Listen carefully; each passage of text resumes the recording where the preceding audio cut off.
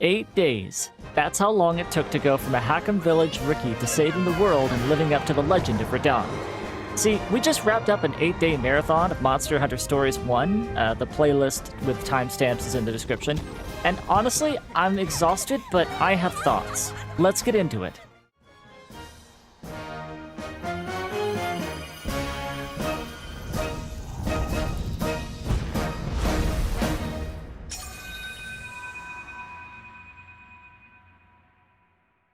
While people often call this a Pokemon clone, I'm not exactly a Pokemon expert, so I can't say for sure. But what I can tell you is that as a relative newcomer to the Monster Hunter series, this game is the perfect bridge for any newcomer to get into the very basics of what makes a Monster Hunter game a Monster Hunter game. It distills the series' complex DNA into something approachable without ever feeling like it's overloading you. Essentially, it's Monster Hunter on the go. Not that that's not been done before. We all remember the Claw experience on the 3DS. Anyway, it's vibrant, it's colorful, and it's honestly a great entry point to the series that teaches you the core mechanics of the hunt in a way that just clicks. But before we get into the mechanics and the meat of this game's critique, we have to talk about the aesthetics because that is the most striking thing about this game. I've been playing Monster Hunter Rise in my spare time, and while it's already a gorgeous game, Monster Hunter Stories has this beautiful Saturday morning cartoon aesthetic to it that's impossible not to be charmed by. It has a vibrant, expressive art style, and it manages to make even the scariest monsters look like something you'd want to take home and keep as a pet, which makes the late-game monsters seem all the more intimidating in comparison. Now, granted, I was playing this on the PS4, but I almost wish I had been playing it on the Switch, as the main character's chibi looks and cutesy voice acting all fit the tone really well for something that you would take on the go. You two do want to see a monster egg, right? I mean, this is a remaster of the 3DS game after all. Even though the game's aesthetics are simple and cartoony, don't let that fool you, because, as we'll get into, this game's nuanced mechanics make this well worth playing in 2026. I'm in danger. In fact, right around the midway point on that topic, when the game starts widening out to let you explore more, all of a sudden, just picking the counter type isn't enough. You start hitting these clear skill checks where the game asks, okay, you know the basics, but do you know the mechanics? This is where the battle system gets truly nuanced. You have to start reading clear patterns of certain monsters. This is when picking the right monstie for the job became crucial. Pick a monstie that was weak against a certain type, you'd better have some heart restores or a mega potion ready. Thing is, the fights, as seemingly random as some of them are, never truly felt unfair. If I failed a fight 90% of the time, it was me. I was a liability because I didn't have enough health, or I didn't have the right armor, or I didn't have the right buffs. But there was one fight. Anyone who has ever played Monster Hunter Stories 1 knows the fight we're about to talk about. It's the fight that almost made me quit the game. That's how bad this fight was. And I've talked to other people who've played Monster Hunter Stories, and they say that this fight is a rite of passage for every new Monster Hunter Stories fan. So, let's talk about the Yian Garuga. However, before we talk about this fight, I'd like to mention something. That random moments comment I made earlier, let's talk about that for a second, because that's going to be important. In Monster Hunter Stories, there are clear moments or tells when a monster will switch up their attack type. They'll normally switch to an enraged mode, which will change their attack type to something which is usually opposite of what they work with.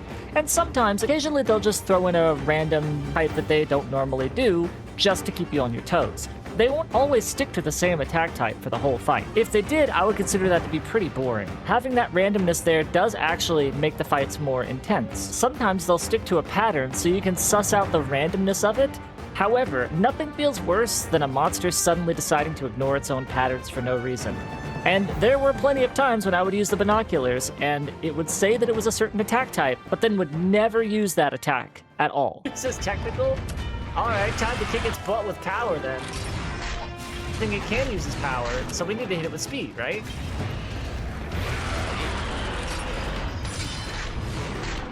Very nice. Wait. Well, wait. Oh. No. And then that takes us to him. Let's talk about the Yian Garuga. Or the Yian Garuga? I don't know how to pronounce it. Tell me in the comments below. I am not exaggerating when I say that that fight almost made me quit the game. It felt like every time I had a strategy, the game threw a random technical or a random speed move into a power pattern just to mess with me. There were times when I was fully convinced that it was reading my attacks and was just picking the opposite of whatever I was picking. All my health gone in one hit. If he does a speed because I am doing a power, then I'm just gonna reset. Nah, because there's no point. Playtesters must have had the day off. Apparently, this whole section feels incredibly rushed, by the way. I had a small break after a bit of salt, came back, and after 6 attempts, which I will link in the description below, we beat him after I learned that switching monsties and switching weapon types would actually help my odds. I was gonna get the opening gambit in anyway, so power attack that head.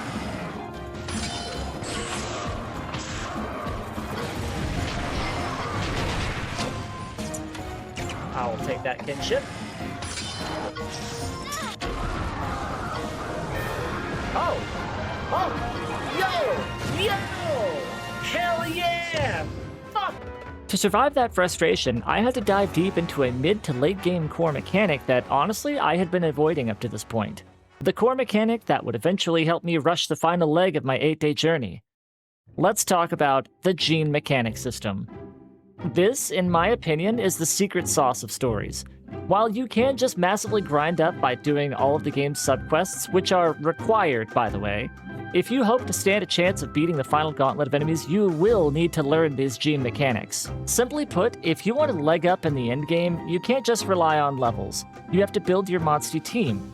In fact, after I had beaten the Yian Garuga, I actually went and got a Yian Garuga Monstie, who I then named Inky, because of course I did, and I tuned him to be a multi-purpose utility knife of a Monstie, and honestly, that was the one thing that kept me sane during the rest of my run. And on that topic, can we talk about the final gauntlet before the final fight of the game? The ramp up to the boss was fantastic, complete with a save right before the boss. Classic JRPG move, Marvelous, classic. See, the tension builds up perfectly as you climb towards the finale. You start with a boss that's relatively easy, and they gradually ramp up more and more in difficulty until you're facing off against one of the hardest sub-bosses in the game. I do like the fact that they threw a Devil Joe at you at some point, while I was wearing an entire armored set of Devil Joe armor. Blighted?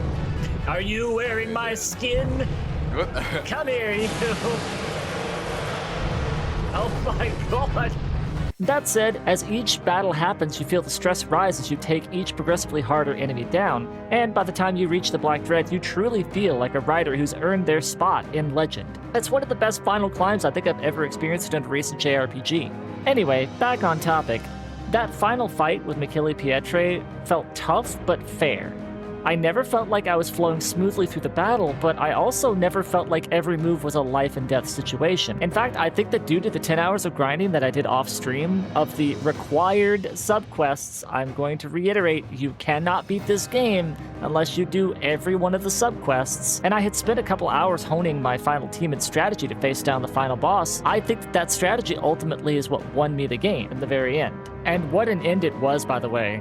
It was a glorious final showdown where it felt like there were real stakes, and I ended up taking him down in my first go. Didn't even use any hearts or anything. All the hard work that I had put in, the mechanics that I had learned, the monsters that I'd built up using the gene system, all of it paid off in a really satisfying way. So I want to commend the folks over at Marvelous for making a truly balanced game.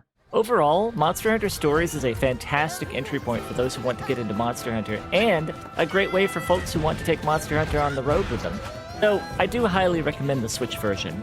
I enjoyed almost every single moment of it, purple birds notwithstanding, and I feel like in 2026, it's a dang fine RPG that stands on its own and has the support of a long-standing, fantastic franchise behind it.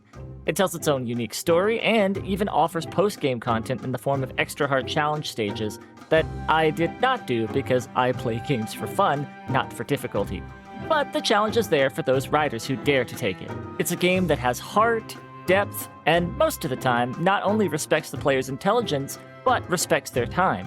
Each area can be beaten in a few hours, and the story moves at a comfortable pace. A casual player like me beat it in around 50 hours, though if you're more hardcore than me, you can probably beat it in 40 or less. After all is said and done, you can officially call me a fan. And yes, I am absolutely looking forward to playing Monster Hunter Stories 2, but maybe not immediately.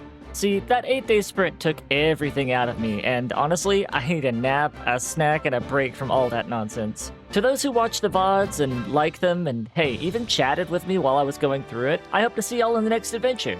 Thanks for being a part of the journey, and at least for now... Tomorrow's a brand new day, partner. It's time to ride on!